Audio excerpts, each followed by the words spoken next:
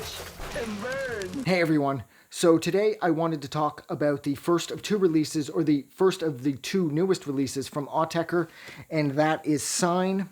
Now this record is less percussive than Plus is, and it's more atmospheric, and that's not a bad thing here, because I would argue that as of Chorus maybe, definitely by Oversteps, Autechre's sound had shifted so dramatically that they got,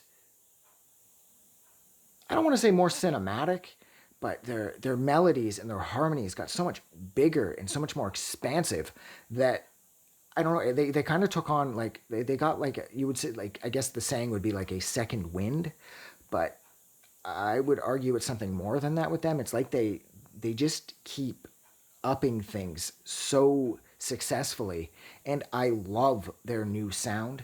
Like I said, maybe they ushered it in with Chorus. I'm not 100% on that one, but I know it would be around there because it was around the, I don't know how to pronounce it, I think it's XI, the EXAI, and that forward is this modern Autechre, and man, that is like amped up to 10 here, as well as on Plus.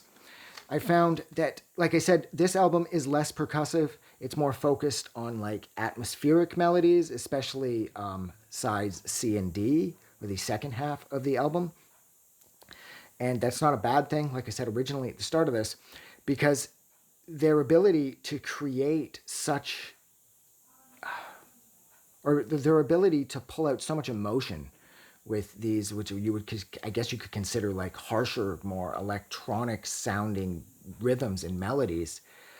It's incredible. And I love what they've done with their sound and how over their 20 plus 30 year career, they have continued to keep it so interesting, and they've continued to morph into new and exciting things, and they keep experimenting with new types of sounds and new types of percussion, and it always seems to work. You know, Booth and Brown, like, whatever they try, they succeed at.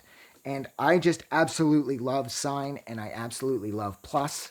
They go together. You could argue in one sense that's like a double album that they release separately, but at the same time, they are completely independent of each other. Like I said, oh, uh-oh, I lost a light. What the hell happened there? Why did that happen? You probably can't even see me anymore. One of my lights died. Fuck, that sucks. Going to go into this camera now. I don't even know what I was saying, but I'm just in love with these records. Like, I think by the time these reviews air, they may have released something since, because these guys have gotten like hyper focused on releasing material as of the past 4 or 5 years. So maybe Sign and Plus will be old by the time this comes out into the world, but I am in love with these. I found this record to be so atmospheric, and it's just dripping with so much harmony, and it's just so catchy, and it's so much fun.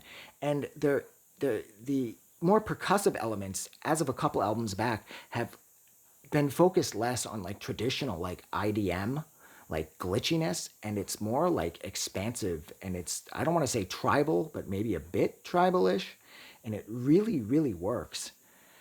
But yeah, so since I lost a light, I'm going to take that as a cue to go. So thank you so much for sitting with me while I discussed Autechre's Sign. It was released back in 2020. And if you like this review, don't forget to do something nice for someone, because you know you should. And yeah, thank you. Have a good night. I just wanted to say thank you for making it through the entire video. I really appreciate it. And I'm going to remind everyone one more time, even though I've probably already done this in the video that you just watched, to please click the like button as well as the subscribe button, because it helps this channel grow. And thank you for hitting like and subscribe, and we will see you guys really soon.